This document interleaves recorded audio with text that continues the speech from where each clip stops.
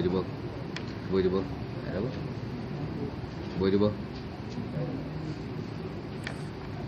Cuba. Tak on lagi tak? Sound tak? Dah on tak? Cuba. Cuba.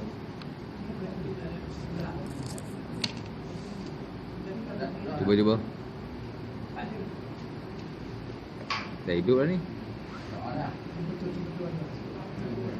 Cuba. Cuba.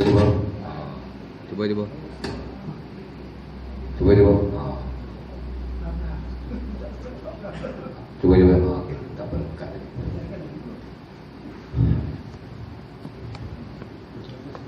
Assalamualaikum warahmatullahi wabarakatuh.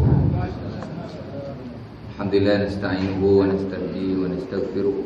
Ma'tul wa na'udzu billahi min shururi anfusina min sayyiati a'malina may yahdihillahu fala mudilla lahu wa may yudlil fala hadiya lahu. Asyhadu an la ilaha illallah wahdahu la syarika lahu wa asyhadu anna Muhammadan 'abduhu wa rasuluh. Allahumma shalli wa sallim ala sayyidil mursalin wa ala alihi ashabihi wa qarabatihi wa zurriyyatihi ajma'in wa man tabi'ahum bi ihsanin ila yaumiddin, amma ba'd.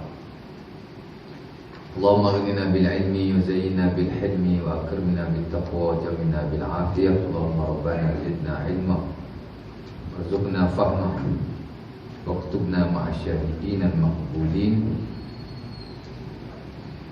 fid din wad darain. Okey, baik. Kali kita mengucapkan kesyukuran kepada Allah Subhanahu Wa Taala kerana dengan limpah kurnianya dapat sama-sama kita berhimpun pada hari ini untuk kita sama-sama menyambung kuliah kita lah yang telah lalu setelah kita menunaikan sembahyang maghrib secara berjemaah.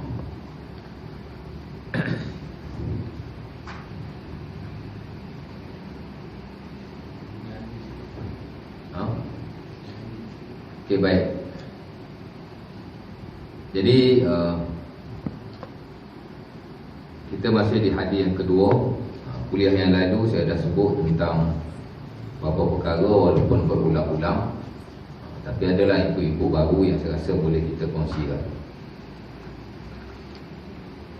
Itulah hadis berkali-kali saya sebut, saya nak banyak kali lah. Yang diriwayatkan oleh siapa? Dalam buku tak tulis tu, tapi saya dah sebut banyak kali sangat dah. Saya ingat tuan-tuan tulis kat buku tu. Diriwayatkan oleh siapa?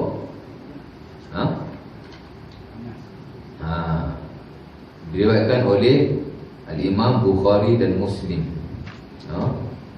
Daripada siapa?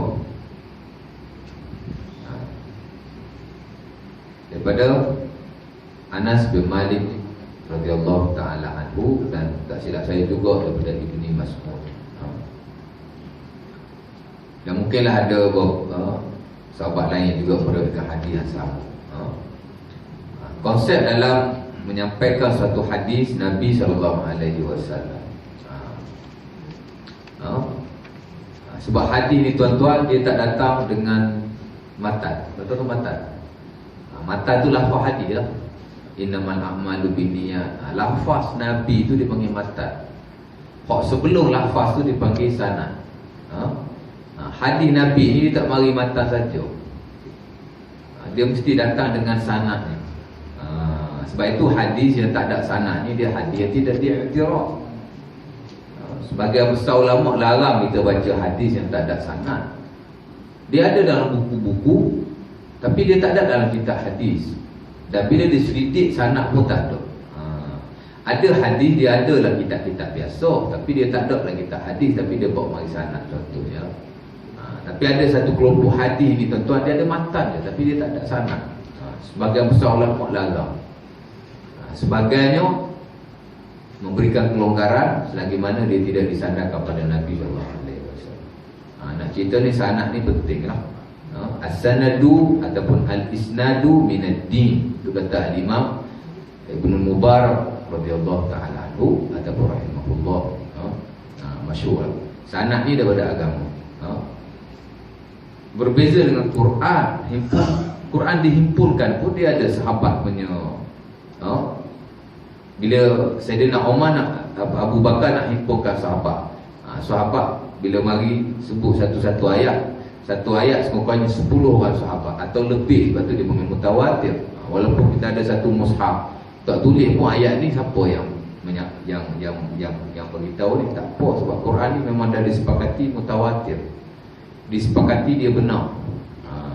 Adapun hadis dia berbeza-beza martabatnya. Tambah pula hadis ni dia disusun lewat, dia ditulis lewat Nabi dah wafat kan, sahabat pun dah tak ada lah, tinggal tabi'in je. Lepas tu muncul pula orang-orang yang suka duk sebut, duk sandarkan benda pada Nabi, pada benda tu tak benar. Kalau zaman sahabat, sama ada zaman Nabi ada atau zaman Nabi tak ada, bila seorang sahabat menyebut satu hadis, biasa dia orang takkan tanya marijalikum, siapa periwayat kamu.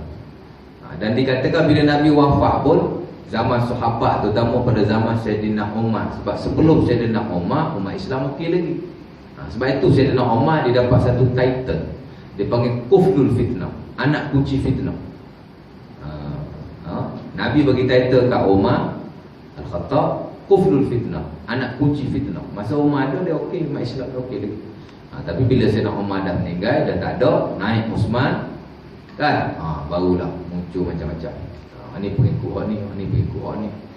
Dan selepas itu, bila dah tak ada belakang sahabat, ujung-ujung kan, bila seorang baca satu hadis Nabi, sebab banyak kuat kan, maka dia akan tanya marijalikum, daripada mana hadis. Dia pun sebut hadis ni daripada orang sekian-sekian sahabat, maka diterima. Sebahagian tak diterima. Dan berkesinambunganlah senario tu sampailah pada zaman tabi'in. Makin banyaklah orang yang tak boleh dipercayai, maka keperluan tu perlu untuk kita himpunkan hadis bersama dengan rijal, periwayat-periwayat. Rijal ni maknanya lelaki ya. Jadi dihimpun. Jadi nak cerita hadis Nabi dia mesti mari dengan sanad. Dan sanad tu pun masih dikaji kedudukan dia setiap orang, terutama bermula pada sahabat ke bawah. Sahabat ulama tak cek. Sifat periwayat ni lepas sahabat tuan-tuan, daripada tabi'in ke bawah sampailah kepada penyusun hadis, baru dia cek dia ni siapa, siqah ke tak siqah ke, hafiz ke tak hafiz ke. Nampak? Dia ada 9 ataupun 10 martabat periwayat tu, berbeza-beza lah. Setinggi-tinggi perawi orang yang meriwayatkan hadis ialah siqah, lagi dipanggil siqah, lagi hafiz. Dia siqah, orang baik, orang boleh dipercayai, lagi pula dia hafiz, dia ni hafalan dia bagus, orang paling tinggi lah, dia panggil siqah, hafiz. Kemudian turun sampailah kepada maudhu' palsu, kazib, pendusta ataupun kazab. Nak cerita sanad ni penting. Bila kita sampaikan satu hadis, kita boleh baca matan saja. Saya nak baca matan saja. Bahkan sebagian ustaz pun dia akan baca matan hadis je, kan? Tak apa selagi mana hadis tu ada lah dan diiktiraf dia betul. Tapi kebiasaannya dalam metodologi penyampaian hadis, sekuah-kuah hadis kita sampaikan, kita sebut jugalah nama sahabat sebagai satu penghormatan kepada mereka, dan kita juga sebut juga nama penyusun hadis selaku orang yang last yang ambil amanah nak himpunkan hadis-hadis Nabi SAW. Walaupun satu hadis Nabi dihimpunkan oleh ramai penyusun dan diriwayatkan oleh ramai sahabat, tapi sekurang-kurang kita akan sebut seorang. Hadis ini diriwayatkan oleh Al-Imam Bukhari daripada Ibnu Abbas, itu paling kurang. Seorang sahabat, seorang penyusun hadis ataupun ulama hadis. Bila kita kata hadis ini diriwayatkan oleh Bukhari daripada Ibnu Abbas, kadang-kadang ada lagi Muslim pun riwayat juga, Ahmad pun riwayat juga, Abi Daud pun riwayat juga, kan? Daripada Ibnu Abbas, kadang-kadang bukan Ibnu Abbas seorang, ada lagi sahabat lain. Kadang-kadang satu hadis diriwayatkan oleh berpuluh-puluh sahabat. Tapi memadailah kalau kita sebut seorang. Dan itulah metodologi yang diguna pakai dalam penyampaian dan juga dalam penulisan. Kalau tulis belakang panjanglah, kan? Hadis ini diriwayatkan oleh Imam Ahmad. Mereka adalah setengah-setengah buku ilmiah, dia tulis belakang, tuan-tuan. Hadis ini diriwayatkan oleh 4 orang ulama hadis, Ahmad, An-Nasai, Ibnu Majah dan juga Bukhari contohnya. Daripada sahabat sekian-sekian, dia panjanglah sikit. Tapi biasa tu buku-buku yang ditulis oleh pensyarah-pensyarah di peringkat tinggi, yang mana buku dia biasanya dalam bentuk kajian, supaya dia orang yang baca ni nampak lebih menyeluruh dan lebih meyakinkan. Tapi biasa buku rekap macam kita ni, dia akan sebut satu atau dua. Ini pun dia tak sebut, sahabat dia tak sebut, saya yang beritahu. Ada kalanya nama sahabat tak disebut, tapi membadai disebut penyusun hadis. Hadis ni diriwayatkan oleh Bukhari ataupun Muslim ataupun Ahmad, tapi nama sahabat dia tak sebut, tak apalah. Tapi saya lebih suka sebut nama sahabat sebagai penghormatan orang yang memindahkan hadis Nabi SAW pada orang lain. Mudah-mudahan kita dapat ganjaran lah di atas dasar itu, insya-Allah. Jadi berbalik pada yang tadi, hadis ini diriwayatkan oleh siapa? Al-Imam Bukhari dan Al-Imam Muslim. Al-Imam Bukhari dan juga Al-Imam Muslim. Imam Bukhari nama dia Muhammad bin Ismail. Kalau boleh pada pen tulis. Al-Imam Muslim nama dia Muslim bin Hajjaj. Nama dia panjang lah, itu paling kurang. Baik, apa bunyi hadis ini? Kita bacalah matan hadis. Afdalul a'mal as-salatu li waqtiha. Setengah riwayat as-salatu ala waqtiha, setengah riwayat as-salatu fi awwali waqtiha. Tapi riwayat-riwayat yang lain, adapun riwayat ini as-salatu li waqtiha saja. Wa birrul walidain wal jihadu fi sabilillah. Saya dah sebut banyak kali, mudah-mudahan tuan-tuan pun hafal lah. Hafal hadis ni walaupun dia tak sama macam hafal Quran, tapi Nabi jamin orang yang ingat sesuatu hadis kemudian dia sebarkan, Allah Ta'ala akan mencahayakan wajahnya pada hari kiamat. Sabit dalam beberapa hadis, Al-Imam Nawawi bab mari hadis ni dalam muqaddimah hadis 40 beliau. Walaupun hadis ini dinilai oleh jumhur, majoriti, sebahagian besar kata hadis ini lemah, tapi dia banyaklah diguna pakai dalam nak mengajak orang kepada menyebarkan hadis Nabi SAW. Hadis ini tuan-tuan diriwayatkan oleh ramai sahabat. Tapi ramai sahabat bukan penentu kepada hadis itu sahih ataupun tidak. Begitu juga ada hadis yang diriwayatkan oleh ramai penyusun hadis. Dalam Ahmad ada, dalam Nasa'i ada, dalam Ibnu Majah ada, banyaklah. Tapi itu bukan penentu juga sama ada hadis itu sahih ataupun tak sahih. Ada hadis diriwayatkan oleh seorang sahabat dan diriwayatkan oleh seorang periwayat hadis, tapi dia sahih. Ada hadis yang diriwayatkan oleh ramai sahabat dan juga ramai penyusun hadis, tapi dia tidak sahih. Penentu sahih bukan itu, dia lain. Contoh dia begitulah. Hadis yang mana Nabi kata nadarallahu ra'an sami'a minni maqalati ataupun hadithan fawa'ahu. Nadarallahu ra'an sami'a minni maqalati fawa'aha wa hafizaha wa addaha wa ballaghaha kama sami'a. Farubba muballighin aw amin sami'in. Nabi kata Allah Ta'ala akan mencahayakan wajah orang yang dengar satu-satu hadis kami. Rasulullah lah. Dengar satu hadis kan, kemudian apa dia buat? Fawa'aha, dia faham. Syarat nas agama ni Quran baik, hadis baik. Nombor satu syarat dia kena faham.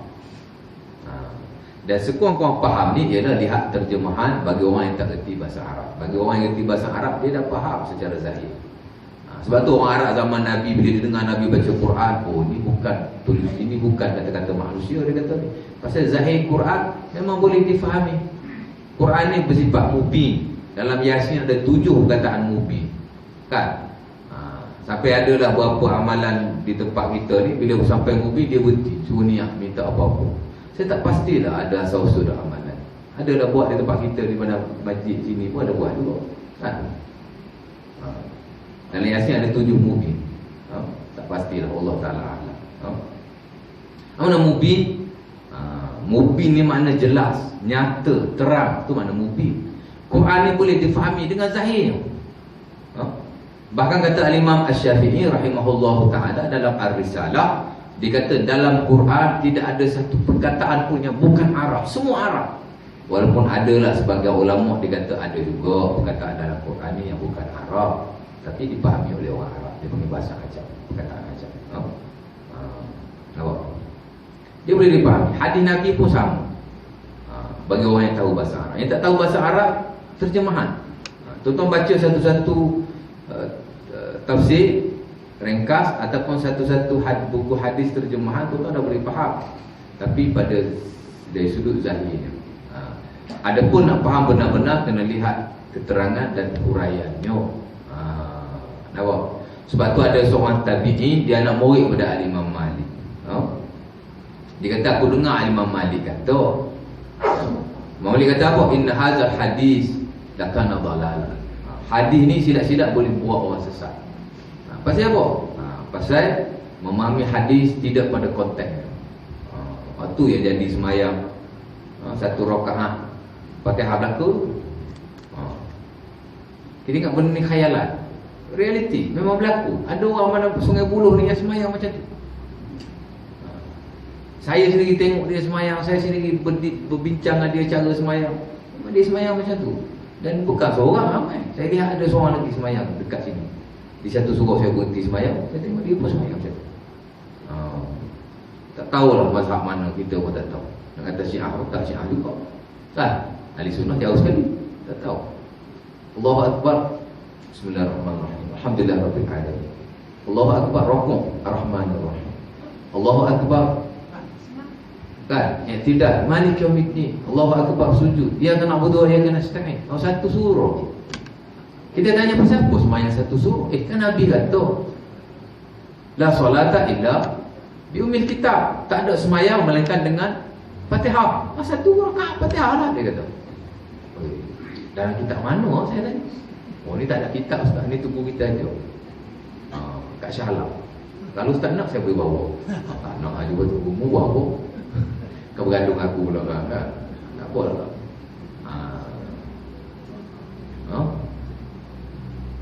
Semayang dengan niat jenis-jenis macam ni. Nampak?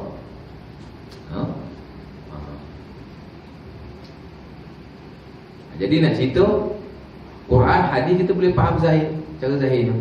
Tapi untuk keterangan yang betul-betul, kita kena lihat dia punya huraian. Sebab itu tak ada tafsir yang semata-mata terjemah. Mesti ada dia punya nota kaki kat bawah. Kan?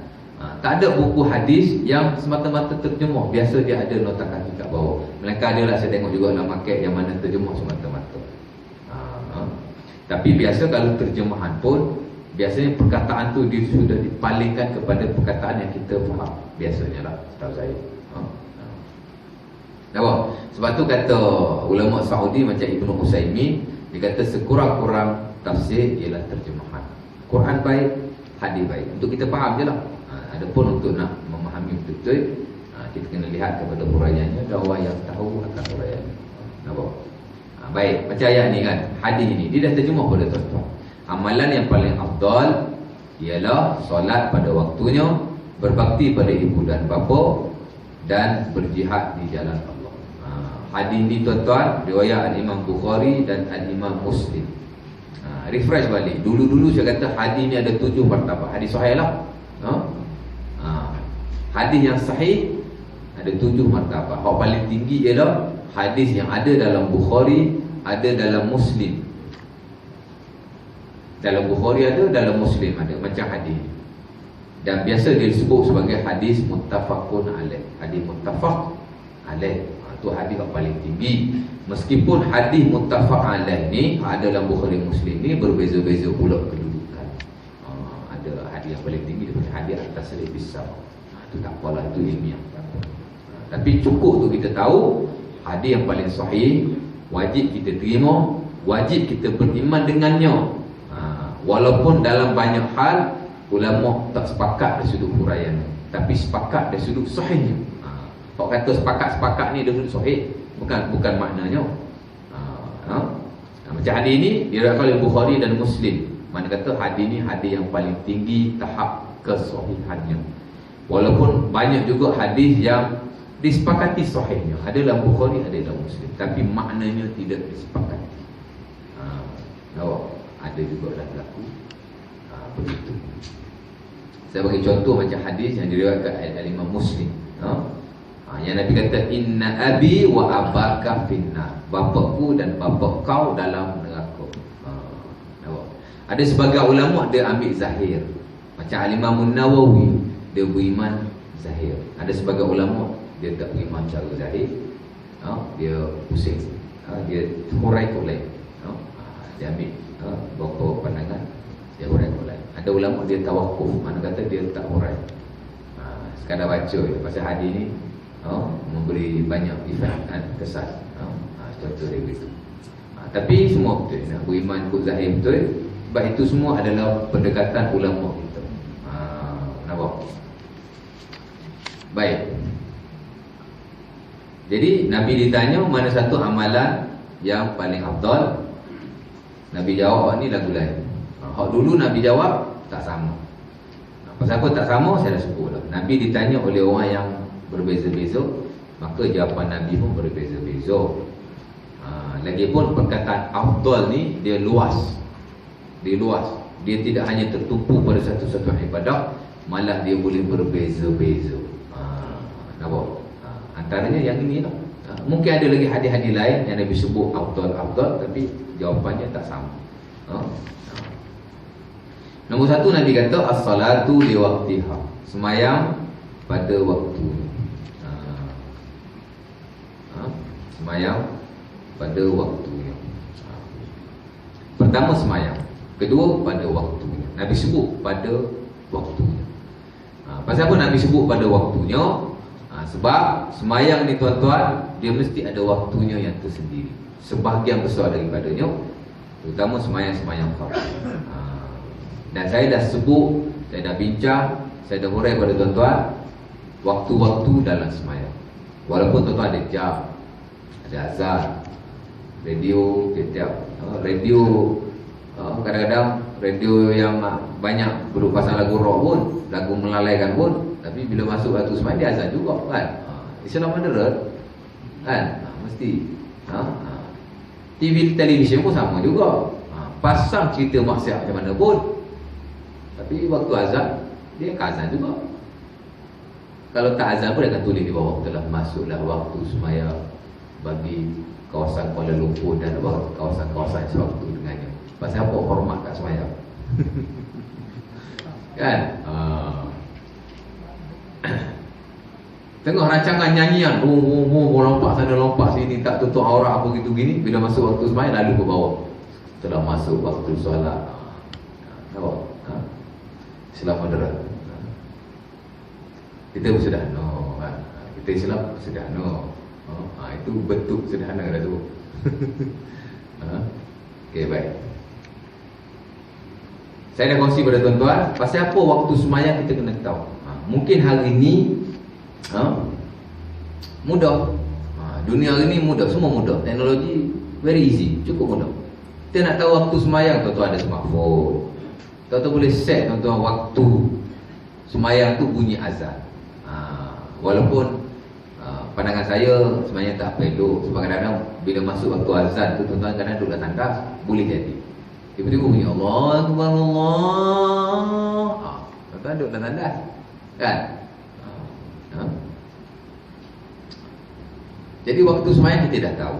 Habis itu untuk apa kita belajar juga? Sebab pertama sebab ilmu. Kadang-kadang ilmu yang dilihat sudah tidak relevan. Kerana apa? Kerana teknologi kan?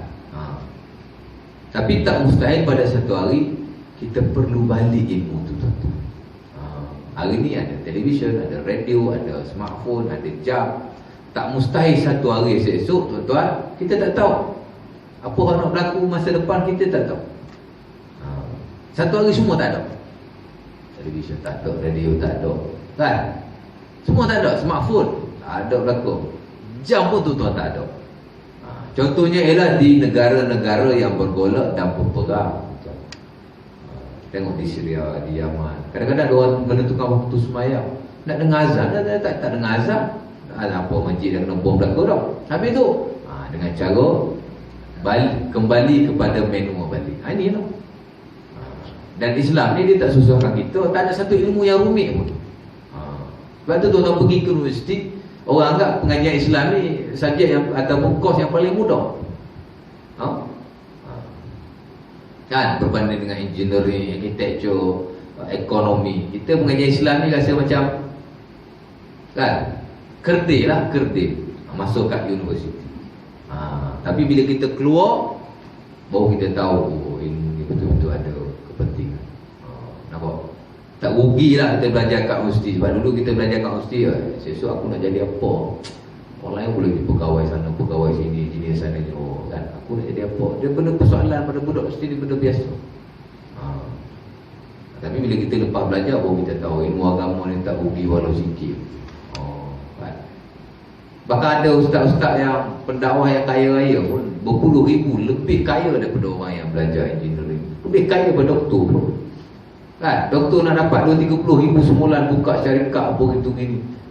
Ada pendakwah yang Masya Allah pendapatan dia cukup hebat. Saya 3 tahun lepas saya panggil Ustaz Kazim dekat camp. Kita nak buat kat sekolah tak ada logistik, kita buat kat camp. Saya panggil dia main tu. Nampak? Saya hati berapa ikhlas. Tapi boleh tahan lah. Tak apalah rezeki dia kan. Saya kata dia punya rate dia macam ni. Saya kata kita bagi lebih. Tak apa, bagi lebih. Sebab waktu dia cukup payah dia datang. Itu pun kan, akhirnya dapat dia datang. Kita bagilah lebih. Nampak? Contoh dia begitulah. Ilmu ni dia tak rugi. Jadi waktu ni amat penting. Allah Ta'ala sebut dalam Quran. Macam mana? Inna salata kanat 'alal mu'minin kitaban mawquta.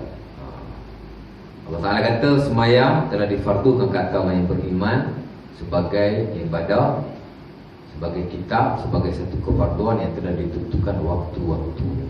Sebab tu kita tak boleh semayang di luar daripada waktunya. Bahkan sebahagian kata ulama kata semayang di luar daripada waktunya tidak sah. Sebab tu ada segelintir ulama ahli sunnah yang kata bila kita tengah semayang sengaja tak perlu qada. Maksudnya apa? Semayang di luar waktunya tak sah. Dan tidak diterima Allah.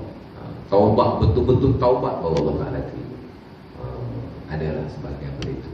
Tapi jumhur kata kena qada lah, yang mana kita tinggal dengan sengaja walaupun berdosa. Tapi bukan berarti bila kita qada dosa kita dah licin. No, tetap kena taubat. Sebab apa? Sebab meninggalkan semayang adalah sebesar-besar dosa. Baik, tuan-tuan tengok buku yang paling terkenal dalam market tentang dosa-dosa besar ialah buku Al-Imam Az-Zahabi, Syamsuddin Az-Zahabi Al-Kabair. Adalah majlis surau bangku belajar. Saya pun ada mengajar juga. Tak itu. Antara dosa besar terawal yang dapat main ialah dosa meninggalkan solat. Semayang kita nampak ringan tapi besar, cukup besar. Nanti kita akan sebutlah sikit-sikit sebanyak. Okey, baik. Macam mana waktu zuhur? Ulang kaji balik. Macam mana waktu zuhur?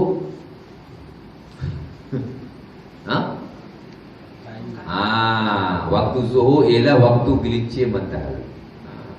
Zuhur ni ialah waktu gelincir matahari. Apa makna gelincir ni? Matahari tegak di atas kepala, kemudian gelincir sikit. Sikit je. Waktu matahari tegak di atas kepala, kita tak boleh semayang. Itu waktu yang haram semayang. Sebagian ulama kata makruh semayang, sebagian ulama kata haram semayang. Ada 5 waktu. Tegak atas kepala tu satu waktu yang tak boleh semayang. Semayang-semayang yang mutlak, semayang-semayang yang umum. Adapun semayang-semayang yang bersebab boleh dah. Tuan masuk masjid 5 minit lagi nak zuhur.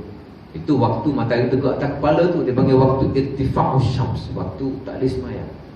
Tapi disebabkan tuan-tuan baru masuk masjid, tuan-tuan boleh semayang tahiyatul masjid mengikut pandangan Al-Imam Syafi'i yang baru.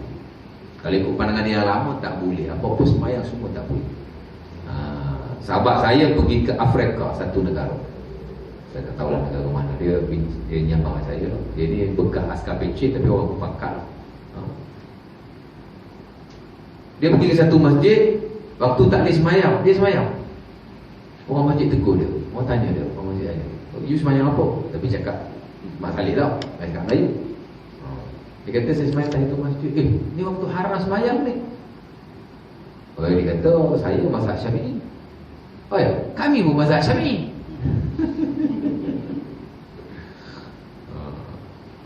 Sebenarnya itu mazhab Syafi'i yang lama. fatwa Imam Syafi'i yang lama tak boleh langsung. Tapi pandangan dia yang baru boleh. Kita kat Nusantara ni kita banyak pakai pandangan dia yang baru. Walaupun adalah sebahagian kita pakai pandangan dia yang lama. Sebab kita ikut Imam Syafi'i ni bukan kerana nama dia Imam Syafi'i, tapi kerana ilmu. Sebab tu menjadi kerja pula ulama-ulama Syafi'i ni nilai balik, kaji balik, selidik balik. Mana satu pandangan Imam Syafi'i ni yang lebih menepati sunnah. Jadi cek balik. Contoh tuan-tuan semayang. Suratul ladzina an'amta 'alaihim ghairil maghdubi 'alaihim waladdallin. Imam lah, tuan-tuan diam. Imam kata amin. Haji tahulah saya dah ajar lah. Minggu lepas tak suruh masjid dia. Kan? Tuan-tuan kata amin, makmum pun kata amin, ramai-ramai bergumul satu masjid.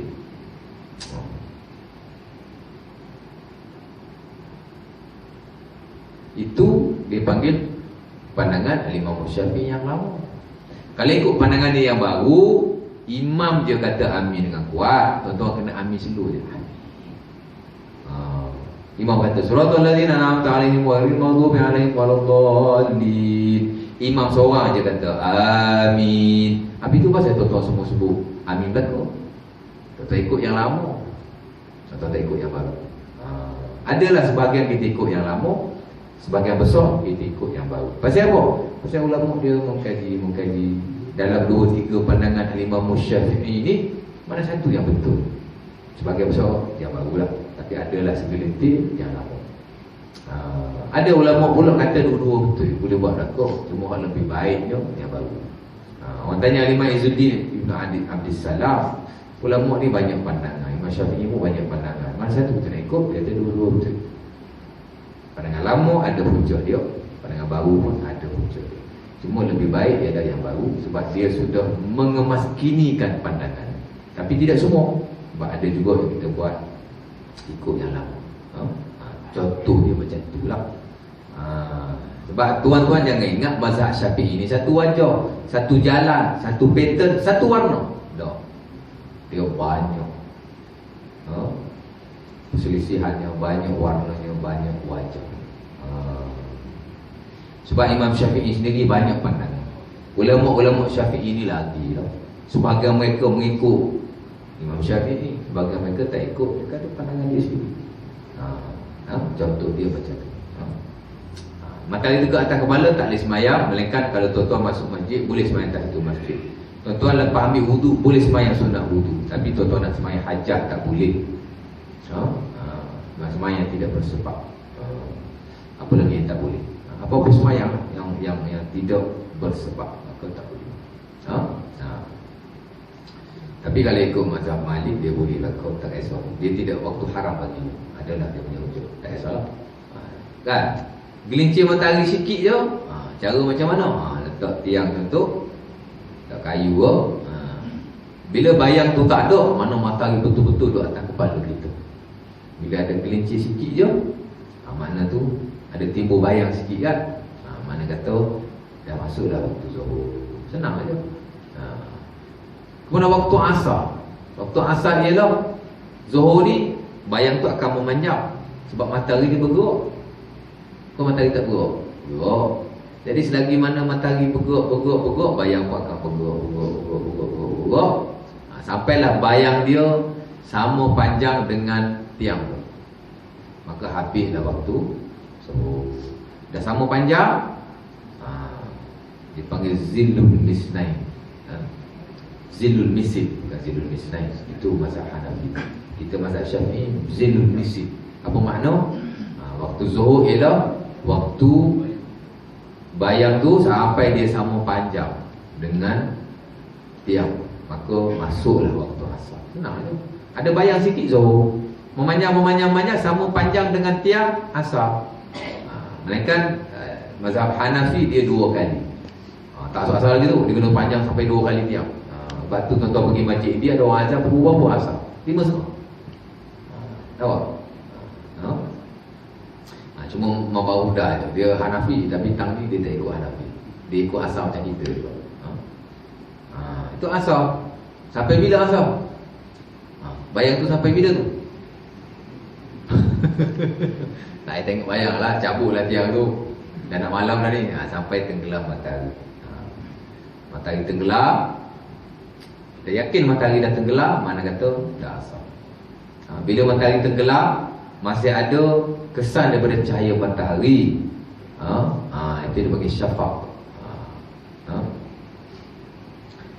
Masuklah waktu maghrib, merah-merah tu.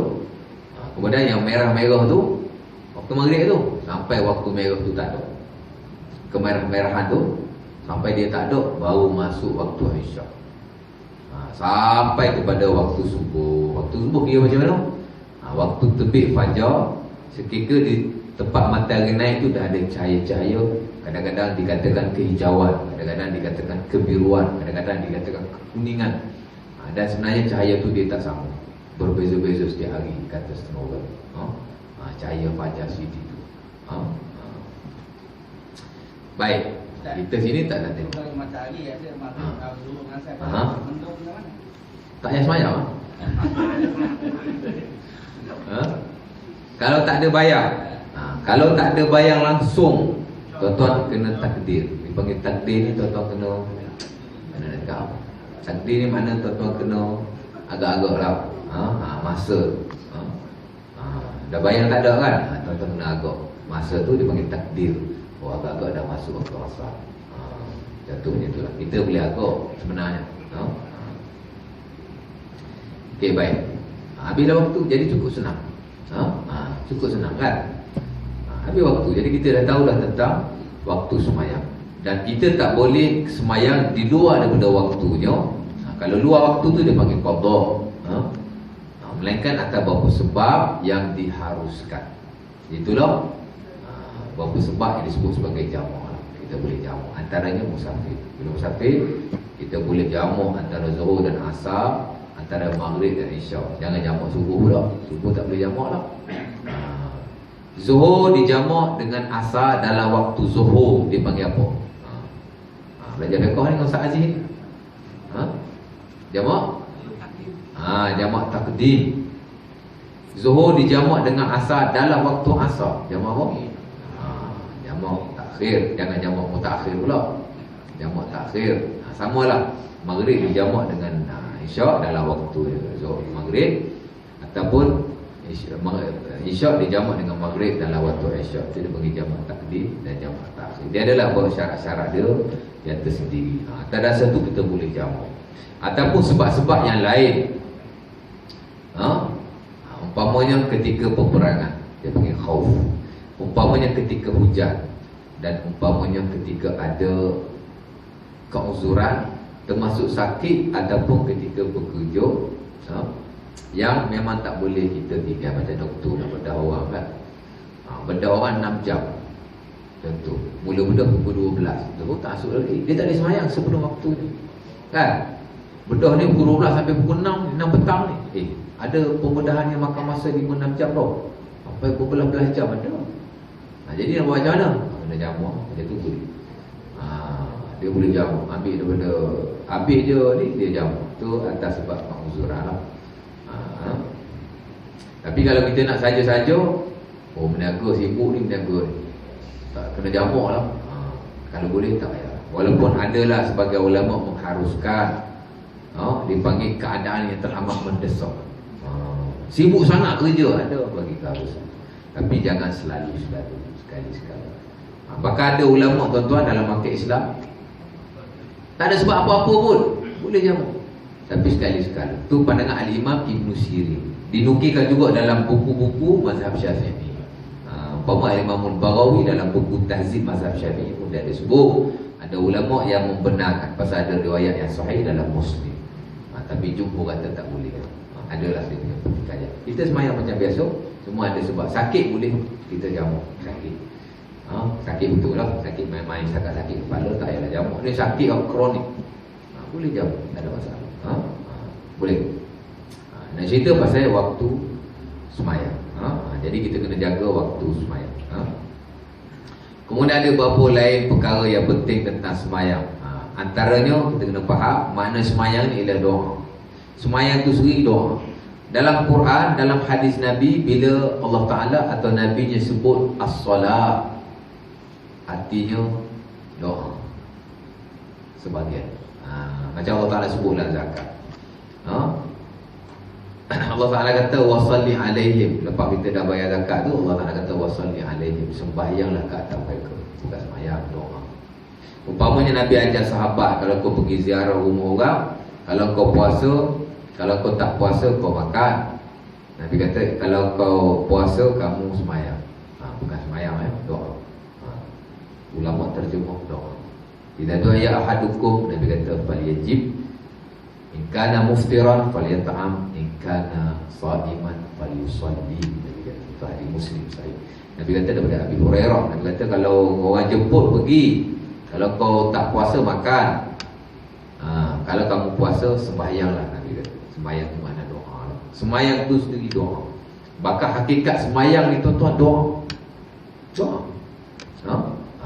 Sebaik-baik doa ialah doa dalam sembahyang. Saya dah ajar banyak kali pada tuan-tuan. Apa? Dalam qiyam ada doa. Dalam rukuk ada doa. Tuan-tuan dia tak baca doa. Tuan-tuan baca subhana rabbiyal azim rakaat 7 ataupun subhana rabbiyal azim wa bihamdi. Dalam mazhab mazhab Syafi'i ada dua zikir yang paling utama. Pertama subhana rabbiyal azim, kedua subhana rabbiyal azim wa bihamdi. Jumhur mazhab Syafi'i subhana rabbiyal azim wa bihamdi itu yang terpakai. Tapi sebagian tokoh dia pilih subhana rabbiyal azim, macam Imam Ghazali, dia pilih subhana rabbiyal azim. Bagi dia itu yang paling sahih. Baik. Ada doa. Nabi kadang-kadang rukuk, Nabi baca subhanakallahumma rabbana wa bihamdika Allahumma ighfirli. Maha suci kau wahai Tuhan, dengan segala kepujian ampunlah dosaku. Dalam rukuk doa juga. Sujud, lagi dah banyak doa. Bahkan kita disuruh doa banyak-banyak dalam sujud. Waktu kita paling dekat dengan Allah ni, kita ke sujud. Aqrabu ma yakunul abdi min rabbih, aqrabu ma yakunul abdu min rabbih. Nabi kata bahawa sajid. Hadis sahih daripada Abi Hurairah, Bukhari atau Muslim saya ingat. Waktu yang paling hampir seseorang hamba dengan Tuhannya, Nabi kata ketika sujud. Fa'aksiru doa, hendaklah kamu memperbanyakkan doa masa sujud tu. Faqaminun ayustajab lakum, mudah-mudahan doa kamu akan diterima. Tempat paling mustajab di sisi ulama ialah sujud. Lepas tu orang tanya Imam Ahmad, kan, qiyam dengan sujud buat mana kena paling lama dan paling banyak? Imam Ahmad kata sujud. Pasal apa? Pasal hadis tadi tu. Orang tanya Imam Syafi'i, qiyam dengan sujud mana nak paling banyak? Paling lama. Syafi'i kata qiyam. Pasal apa? Pasal Nabi ada sebut. Nabi kata afdalus solat tulul qiyam. Nabi kata sebaik-baik sembahyang ialah melamakan berdiri. Tulul qunut, Nabi kata melamakan berdiri. Hadis Jabir sahih. Jadi Imam Syafi'i kata berdiri kena lama. Pasal apa? Sebab Nabi ada sebut. Tambahan pula, berdiri kita baca Quran, sujud kita baca doa. Quran lebih mulia daripada doa. Nampak? Jadi dia kata kena diri lama. Sebagai ulama pula membeza-bezakan. Kalau siang dia kata lamakan sujud, perbanyak rakaat. Kalau malam lamakan qiyam. Macam tu pula. Kan? Jadi tak kisahlah, senang-senang cerita. Ada kalanya kita melamakan qiyam, ada kalanya kita melamakan sujud. Yang penting nak kita sujud tu pun kita doa. Ada satu lagi tempat mustajab, ialah ketika tasyahud, ketika tahiyat tu lah. Bil alamin innaka hamidum majid. Jangan berhenti setakat tu assalamualaikum, assalamualaikum. Kalau boleh baca doa. Bukan kalau boleh lah, kena baca doa. Bahkan di sisi setengah ulama tak sah semayang yang tidak dibaca doa selepas tasyahud. Kita untunglah mazhab Syafi'i, sebab tu kita longgar sikit. Tak apa. Bukan mazhab Syafi'i sajalah, majoriti lah kata tak apa. Tapi ada segelintir dia mewajibkan. Antaranya Al-Imam Ibnu Arabi, yang mengarang buku Ahkam Al-Quran. Dia ulama besar, mazhab Maliki. Dia mewajibkan. Pasal apa? Pasal Nabi tak pernah tinggal doa masa tasyahud. Nabi tak pernah tinggal. Bahkan Nabi bersaksikan dengan sahabat-sahabatnya mustajab masa sahabat baca doa ketika tasyahud. Jadi penting. Bukan susah mana, bacalah doa yang kita tahu. Apa-apa doa lah yang ada kemaslahatan dunia akhirat. Paling kurang pun Rabbana atina fid dunya hasanah fil akhirati hasanah wa qina adzabannar. Tapi kalau kita tahu doa-doa yang daripada Nabi lagi bagus. Lagi bagus. Ada yang panjang, ada yang pendek. Kita baca secara bersilih ganti. Lagi baguslah. Tapi tengoklah kemampuan diri sendiri macam mana. Ulama ni tuan-tuan begitu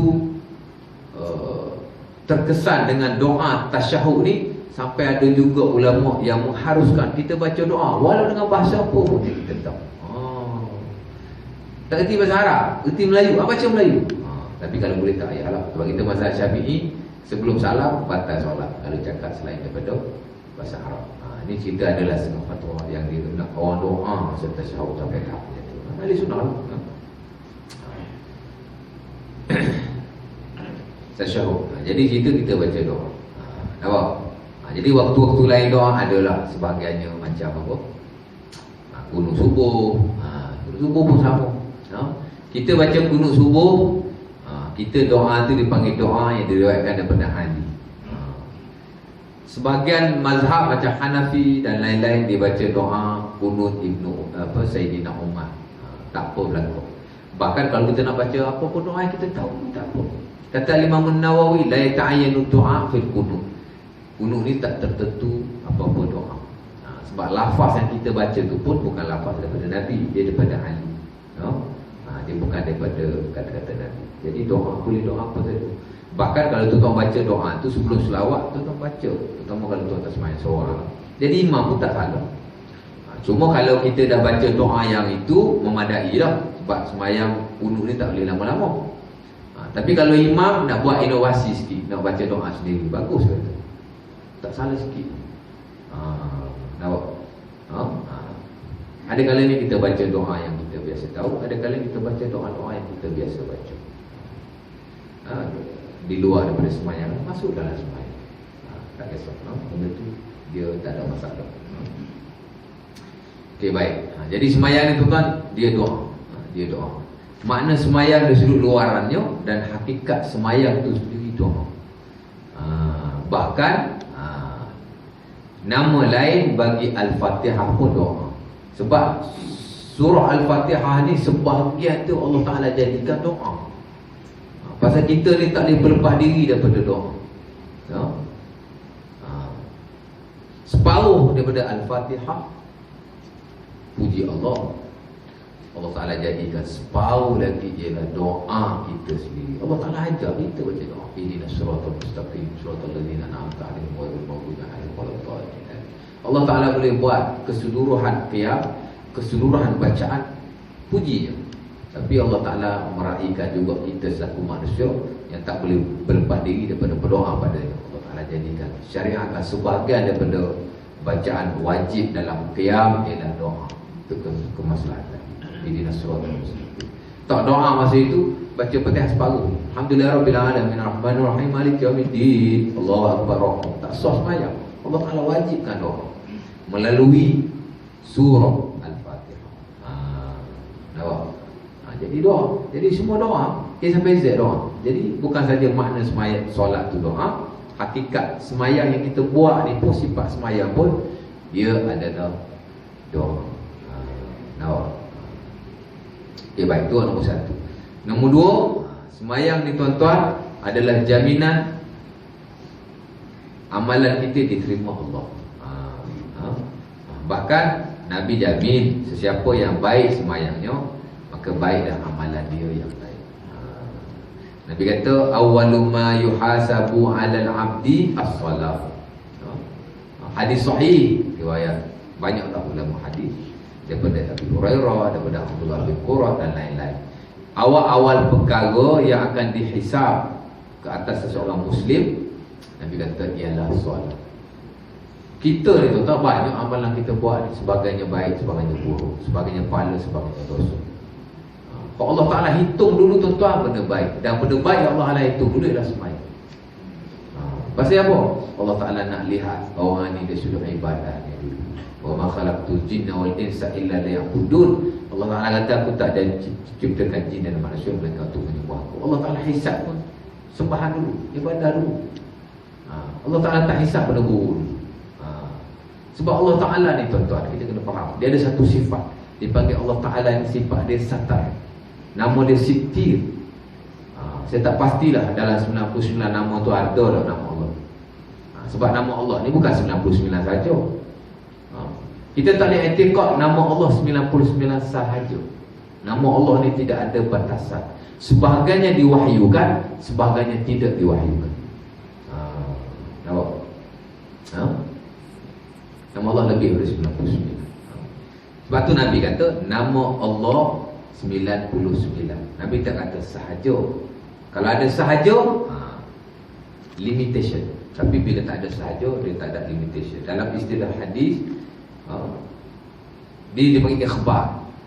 Kata Imam Nawawi, hadzal hadis yufidul ikhbar la hasar. Hadis ini memberi makna khabar, tapi dia bukan batasan. Inna lillahi tis'an wa tis'una isman mi'ah ghaira wahidah. Nabi kata man ahsaha dakhala jannah. Hadis Muslim daripada Abi Hurairah. Allah Ta'ala ada 99 nama. Kalau Nabi kata faqat, sahaja, itu limitation. Tapi pasal tak ada sahaja, ini cuma pengkhabaran. Maka ulama kita kaji dalam Quran, dalam hadis Nabi lebih daripada 99. Bahkan Nabi kata ada nama-nama Allah yang tidak diwahyukan. Allah Ta'ala rahsiakan di sisinya. Allahumma inni as'aluka bi kulli ismin huwa lak samaita bihi nafsak aw anzaltahu fi kitabik aw 'allamtahu min ahadin min khalqik aw ista'sarta bihi fi 'ilmi al-ghaib 'indak. Hadis sahih, Nabi doa, wahai Allah, aku minta daripadamu dengan nama-namamu, sebagainya kau wahyukan dalam kitab, sebagainya kau ajarkan pada hamba-hambamu, sebagian kau rahsiakan pada diri. Jadi ulama ahli sunnah sepakat nama Allah bukan 99, lebih daripada itu. Salah satu sifat ataupun nama Allah Sittir, menutup aib. Menutup aib. Allah Ta'ala ni dia tutup aib sampai dia nak hisab manusia pun. Allah Ta'ala tak hisab yang buruk dulu, Allah Ta'ala hisab yang baik. Dan Allah Ta'ala hisab amalan yang paling afdal, itulah sembahyang. Nampak? Orang jahat macam mana pun tuan-tuan, sampai mati Allah Ta'ala tak tunjukkan kain. Tengok. Sebab tu macam adalah satu rancangan kat televisyen kan, nak mati pun jadi tak apa-apa, nak mati macam-macam lah jadi nak mati kan. Rancangan tu bagus, nak bagi orang kesedaran, baguslah bagi saya. Tapi takut-takut kita nak fitnah Allah pun. Asal nak mati macam-macam berlaku. Kenapa benda tu tak ada pun. Nak tegur, nak bagi orang pengajaran bagus. Tapi Allah Ta'ala dia ada satu sifat, dia menutup aib. Apa? Jahat macam mana pun insya-Allah mati ni akan orang tak nampak. Itu biasa. Di sisi ahli sunnah, Allah Ta'ala ni ada sifat menutupkan aib. Bila kita kata orang tu nak mati, tak tubuh dia. Pasal apa? Oh, dia dulu makan riba. Kita buat cerita macam tu, takut-takut kita fitnah Allah. Berapa ramai dah orang yang mati kat Malaysia ni, yang mati hitam terbakar ada? Pernah dengar? Pernah dengar? Tak dengar. Allah Sittir. Wajib kita beriman. Allah Ta'ala menutup aib hamba.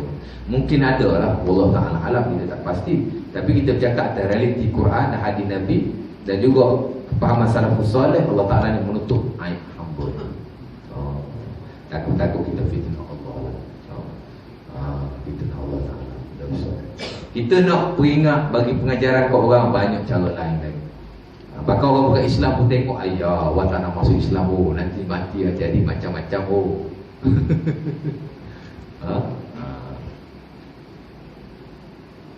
Saya kalau jadi mufti, saya tak pernah buat cerita macam ni. Kecuali kalau ada sandaran yang betul-betul kukuh, ada hadis Nabi, sekian-sekian orang mati macam ni, boleh buat. Tapi kalau tak ada, minta maaf. Kita tak boleh bagi pengajaran pada orang ikut selera kita. Kena ikut betul luna-luna agama. dari sendiri. Bukan boleh ikut selera kita, kan? Nampak? Sebab kita sandar kepada agama. Itu pandangan saya lah. Tapi sebab saya bukan mufti, saya nak murid kepada timbalan mufti je. Saya minggu lepas pergi di Rawang, timbalan mufti Selangor mengajar. Dia bukan bicara saya. Orang nak soal jawab, orang kita biasa lah kan. Bila mufti datang mengajar, nak ambil peluang lah, nak tanya macam-macam, benda-benda biasa. Saya nak tanya, boleh tak tanya? Saya nak tanya, boleh tak talqin? Kan? Tanya benda macam tu je. Sampai dia pun tak agak nak jawab. Akhir sekali saya tanya. Tapi saya bukan tanya sebenarnya, saya minta dihurai balik. Saya nak minta ustaz hurai balik. Pasal saya takut esok saya nak mengajar jadi masalah. Saya minta dia hurai balik. Tapi boleh tak bicara sendiri, kan? Kalau kita ni bukan tak berani lah, tapi kita hormatkan. Contoh dia macam tu lah. Sitir mana menutup kehidupan. Allah Ta'ala akan hisap. Nabi kata semayang dulu. Kita ni banyak amalan. Kau jahat banyak, kau baik pun, InsyaAllah banyak juga. Allah Ta'ala akan hitung semayang. Sebab itu banyak-banyak amalan yang paling kita kena take care, kena jaga ialah semayang. Setakat kita mampu. Jahat macam mana pun, tapi jangan jadi jahat. Tapi semayang insyaAllah Ta'ala. Sebab manusia ni tak terlepas daripada buat dosa. Mana ada manusia yang masuk, melainkan Nabi. Nabi pun ada buat juga salah, walaupun Allah Ta'ala ampun dosa. Nampak? Nabi Adam AS Allah Ta'ala tak bagi makan, dia makan juga. Sama Allah Ta'ala kata dalam Quran. Macam ayat tu? Asa Adam rabbahu Allah. Adam telah bermaksiat pada Tuhan. Nampak? Jadi Nabi pun ada melakukan beberapa kesilapan, tapi dia maksum. Apa makna maksum? Dia terpelihara daripada dosa. Adapun dia laku kesilapan, Allah Ta'ala ampunkan sia-sia. Dan dia sendiri akan bertaubat. Nabi Adam, dia buat dosa tu makan buah ya tuan, kan? Tapi dia taubat. Doa Rabbana zalamna anfusana wa illam taghfir lana wa tarhamna lanakunanna minal baca-baca. Sampai Allah Ta'ala kata fatalaqa Adamu min rabbih kalimatin fataba alaih. Adam dia berdoa ada kalimah-kalimah itu, dan Allah Ta'ala terima taubat. Itu Nabi kan? Kita lebih-lebih lagi lah. Kullu bi Adam khata' wa khairul khata'in at-tawwabun. Nabi kata setiap anak Adam mesti buat salah, mesti buat dosa. Tapi sebaik-baik orang yang berdosa ialah orang yang bertaubat. Nilai taubat ni tuan-tuan besar.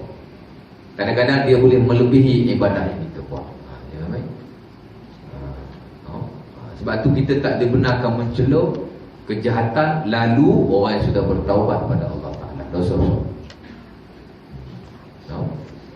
Ada sahabat tuan-tuan, perempuan, sahabiah, seorang perempuan daripada Bani Juhainah. Dia berzina, dia kena rejam. Nabi semayang ke atas. Sampai Sayyidina Umar tanya, ya Rasulullah, kan? Salaita alaiha wa qad zana. Kamu semayang, dia zina, kena rejam pula tu. Nabi kata dia telah bertaubat kepada Allah. Laqad taba taubatan. Nabi kata law usiman baina sab'ina minkum lawasi'athum. Nabi kata dia telah bertaubat kepada Allah dengan satu taubat. Kalau nak dibandingkan dengan amalan 70 orang di kalangan kamu, nescaya taubat dia lebih berat di sisi Allah Ta'ala. Nilai taubat dia lebih daripada 70 orang sahabat. Nampak? Itu penting. Sebab tu kita kena sentiasa kena sentiasa istighfar, taubat. Nampak? Contoh dia macam tu. Awal-awal Allah akan hisap semayang. Nabi kata ada tu